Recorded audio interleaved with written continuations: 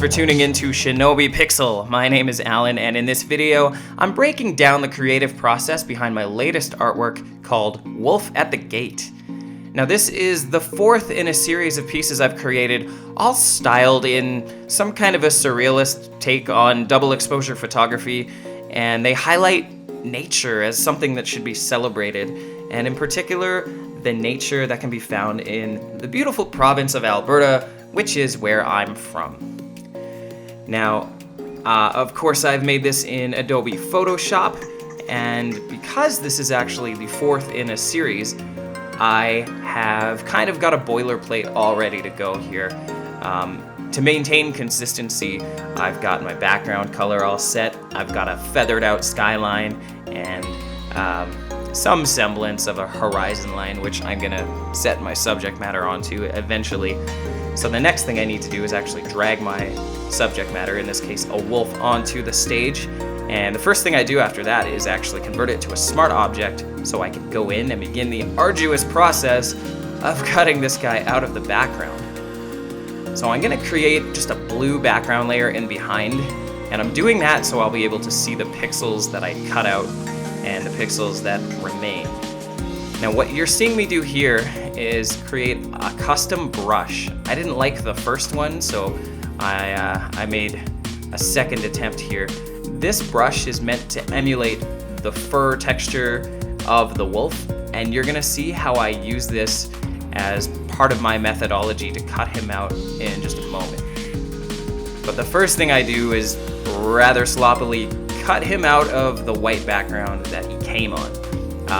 I purchased this stock photo, and the wolf had already been previously extracted from whatever background it came from, but whoever uploaded this to Deposit Photos had left a white background in its place, which, you know, I need to get rid of.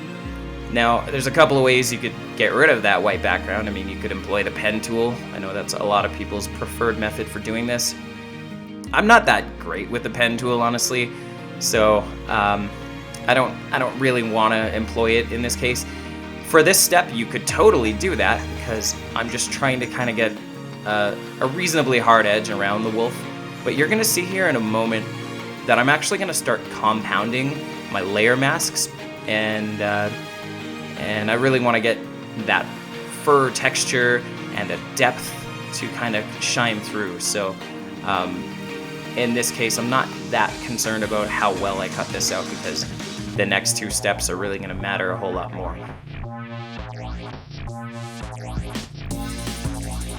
This is a time-consuming process. Did I mention that?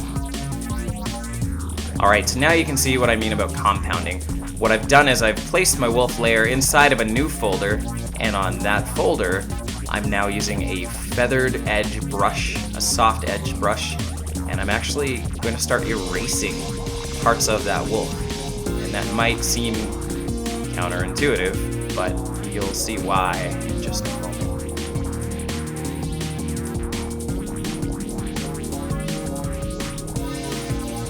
So here we go. Now I've got the fur brush that I created, and I'm going to start painting back in some of the areas that I had initially removed. And the idea behind using the soft edged brush was to create a little bit of depth and texture. What I ultimately want out of this is for you to think that you could pet this wolf and feel your hand sink into the fur. And in order to maintain that illusion, the best way I've found to do this, and maybe there are different ways of doing this, but my preferred method is to actually start by masking out parts of that fur and then painting it back in with a brush that kind of resembles the shape and texture of hair or fur or whatever the case may be.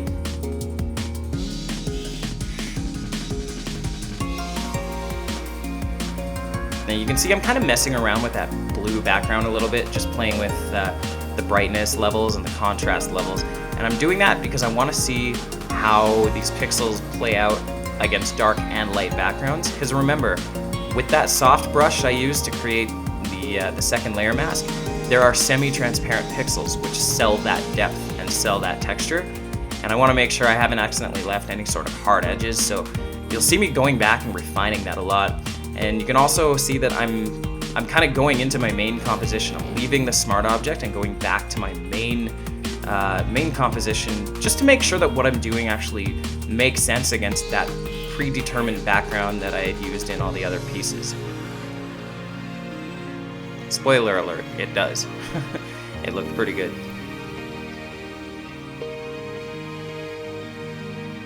So with this custom brush, I'm just messing around with different parameters like the rotation and the spread. I don't know, there's a few different parameters I kind of messed around with to try and make it look as real as I could. Photoshop also has a brush called Dune Grass, which I love employing for this kind of tactic. I just found that the Dune Grass brush was a little bit too curved, which is why I created my own custom brush in the first place, but I'm kind of swapping back and forth between the two. So now what I'm doing is I've created a new layer on top of the wolf, and this one isn't going to be masked in any way. So what I've done is I've basically sampled, using the clone tool brush, parts of the fur, and then I'm painting them back on. And whereas a layer mask removes information, I can't bring information back that never existed in the first place, right? Because remember, this stock photo I had sourced already had been cut out before from its background, and so the legs really didn't have any sort of furry texture at all. So I'm now having to kind of fake it a little bit by cloning some information on the legs and then using that shaped brush to kind of employ a fur aesthetic.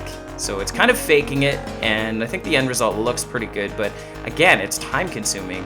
I think the entire process between creating the wolf as a smart object and then actually finishing cutting it out and painting all this information back in was probably around 2 hours.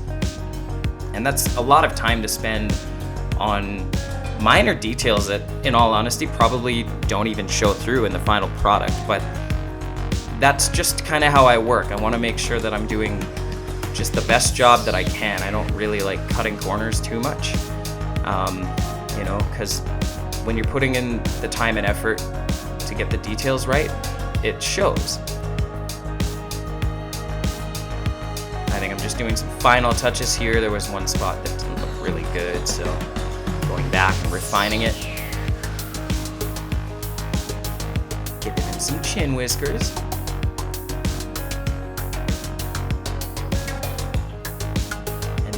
The final touch here was just fixing the ear.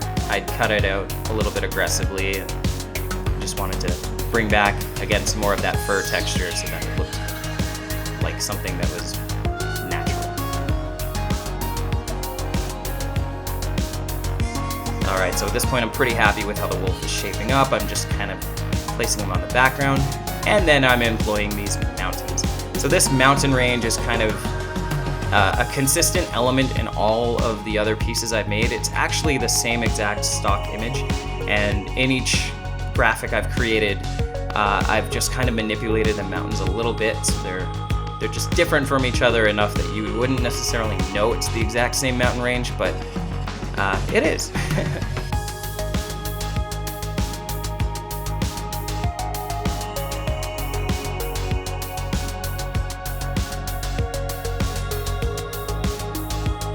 So now I'm desaturating the wolf a little bit because it had a lot of color information and it was kind of didn't look right with those mountains. So I wanted to kind of bring out the darks and kind of mask out some of the orange colors that were coming through on the wolf's fur. Pay attention to the eye.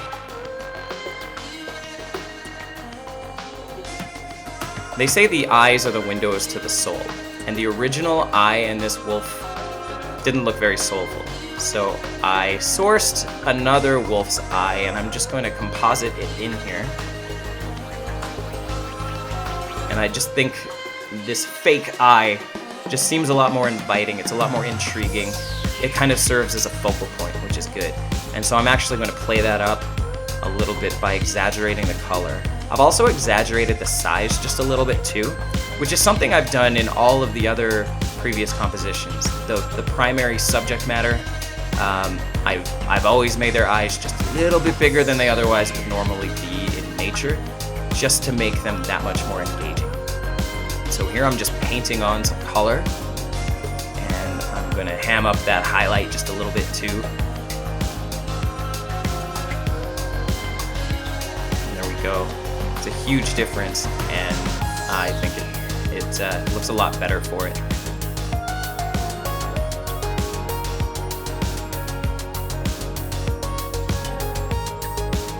So the next step is to add some shadows to the feet, even though I just spent a bunch of time cutting shadows off of the original stock photo.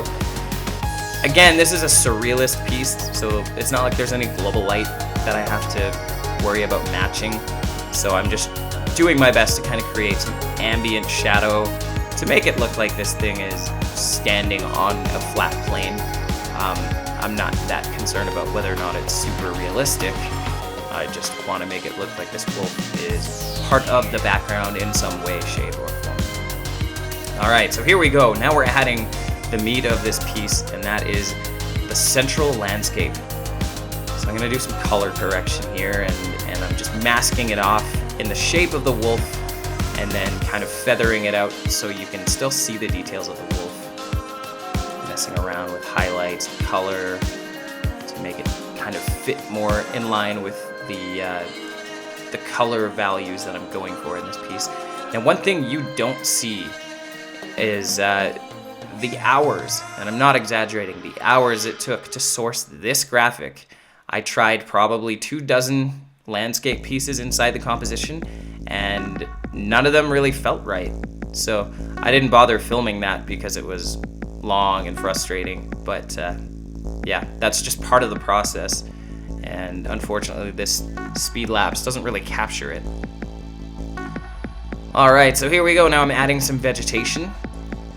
So I've got a bunch of assets that I've used in the previous compositions, all kind of tucked away in a layer underneath my background layer. And I mean, to me it just makes sense to work smart, not hard. So why go out and source a bunch of new imagery and cut them out and color correct them if I've already done that for the previous pieces? So this grass texture, for example, I've used it on all of the other pieces, and in this case, to make it just look a little bit different, I've modified the color.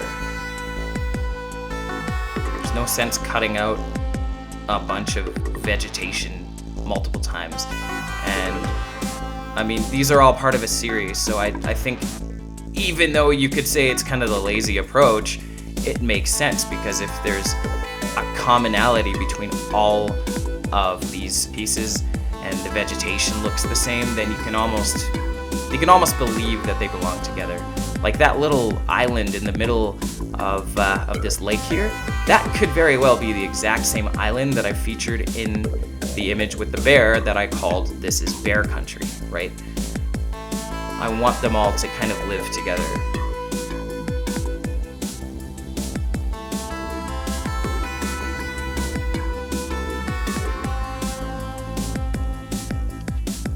There's a lot of messing around at this stage in the game because I've got my assets created. It's just a matter of placement.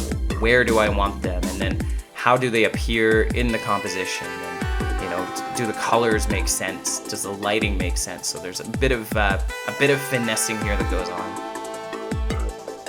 If you've heard that adage about throwing spaghetti at the wall and seeing what sticks, that's kind of what this stage is. It's really just like trial and error. Does this look good? And if not, where should it go? And how can I move it? Alright, so one common thread, in addition to mountains growing off the back of these animals here, is grass growing out of their feet, or at least coming out from between their toes. I don't know, it's part of the charm of this series here. So this wolf is no exception. I'm going to add some grass, make it look like it's part of the wolf itself coming off of his feet.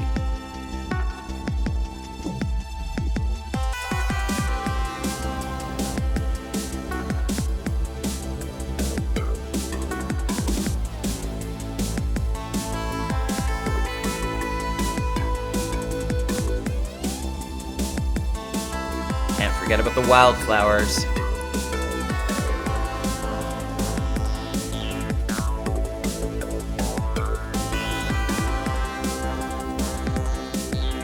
So of course grass doesn't actually grow out of an animal's foot, but one thing I'm trying to do is just make sure it blends naturally, insofar as it could be natural that there's grass growing out of its feet.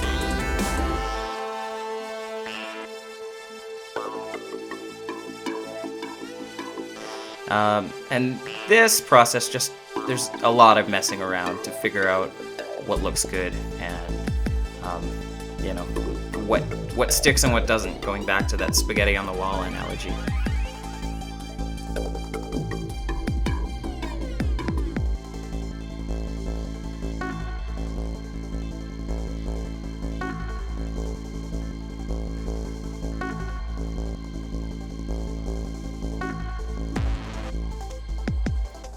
Alright, so I've got a raccoon here that I wanted to incorporate. He was a piece that I had put together for another composition and never ended up using, but it's kind of a common thread in this series of graphics. Most of the pieces I've done in the past have a little animal kind of hiding out in the feet. A mouse, I think there's a frog in one of them, so just kind of tucking him under there.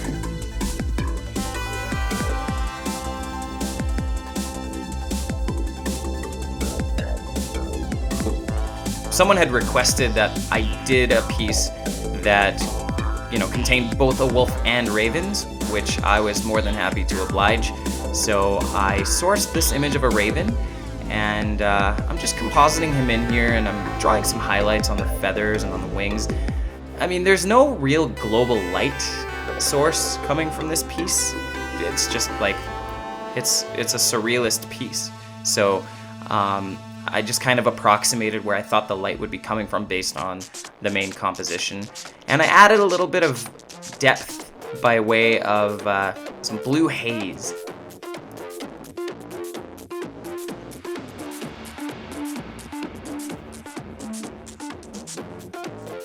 And I added another raven just so that he'd have a little buddy. One thing I love to do, and always recommend people do, is work using smart objects whenever possible, because you can edit them, you can scale them down and then scale them back up again. You could go in and actually modify the layers inside of them. You can apply all the normal filters that you otherwise would. And at the end of the day, if it doesn't work out, you can always just start over and you haven't actually lost any pixel information there.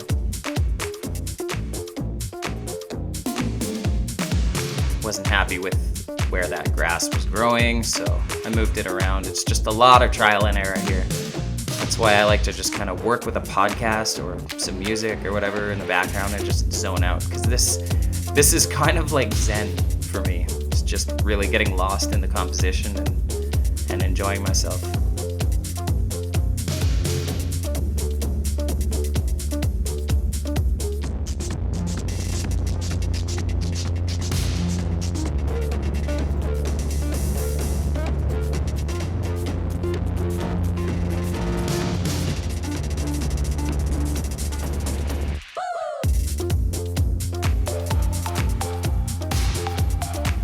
So there's one element that my artwork tends to always feature, and that is a man on his quest to either find his dog or hang out with his dog. And I mean, this detail kind of holds a bit of a personal significance for me, but it also acts as a binding agent between some of my other artwork. And it allows the viewer to really take a more active role by looking for the man and his dog. So if you are familiar with my artwork, that's kind of a little, I guess, Easter egg. And so what I've done is I've just sourced this graphic of a hiker. He's got his dog. And I mean, in hindsight, I didn't do a great job cutting him out, but I think it works. I'm just, again, using that brush and a layer mask. It's going to be scaled down ultimately so small in this composition that I didn't really need to spend too much time, you know, perfecting it. So once I figured out where to position him, It's just a matter of making some minor color alterations to kind of make it look like he belongs in this background. The stock image that I sourced was way too bright, way too saturated, and in this kind of landscape, there's no real direct sunlight, everything's kind of hazy, so I need to address that. And of course, I'll add a bit of an ambient shadow here, but nothing too harsh, nothing too directional. I just want to make it look like these two belong inside of this landscape in some way.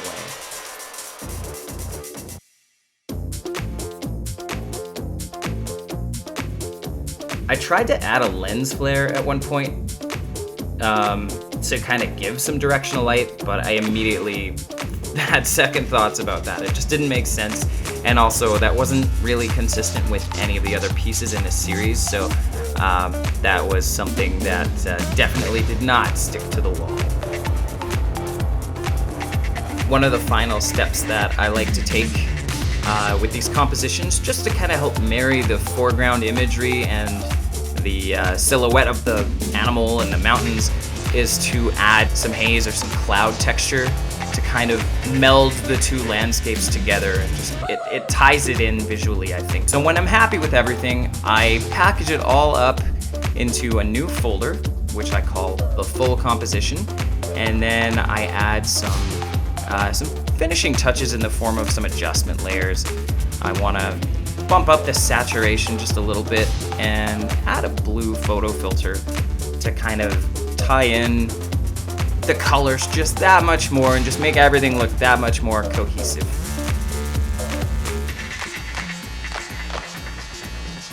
And then finally, I'm just gonna go back and put some finishing touches on some things that I'm not happy with.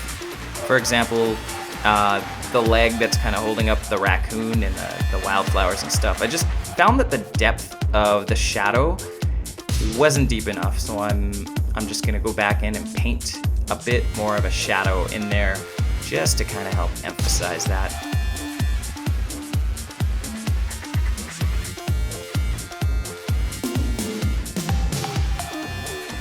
And then I'm gonna paint some more shadows into the bottom of the feet too.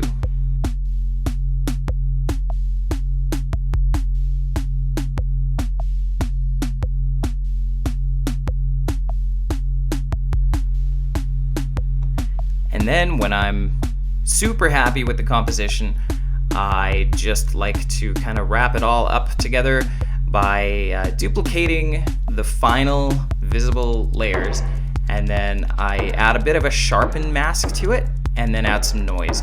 And then I just kind of taper back the opacity to a level that I'm kind of happy with, and then I save, and then I export, and then it's done.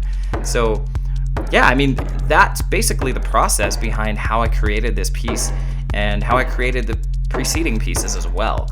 So, you know, again, I'll just kind of stress, I use a lot of non-destructive editing techniques because you always want to be able to go back and make modifications to what you've done.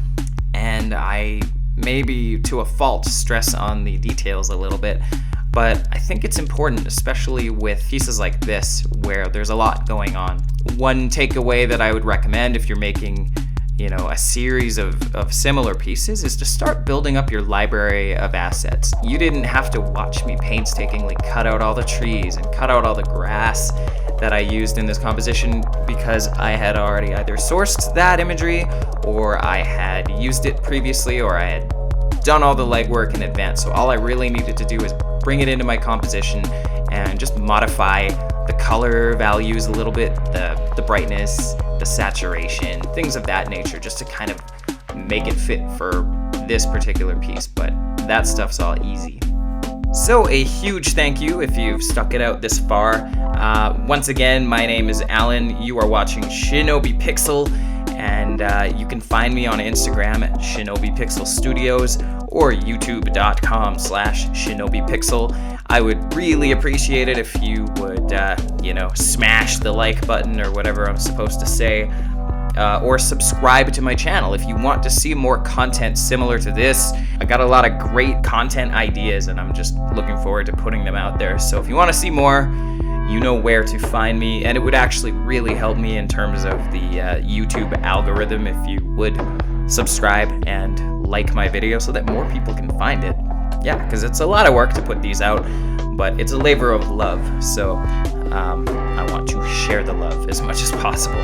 Anyway, thanks for tuning in, and hope to see you again soon. Until then, take care.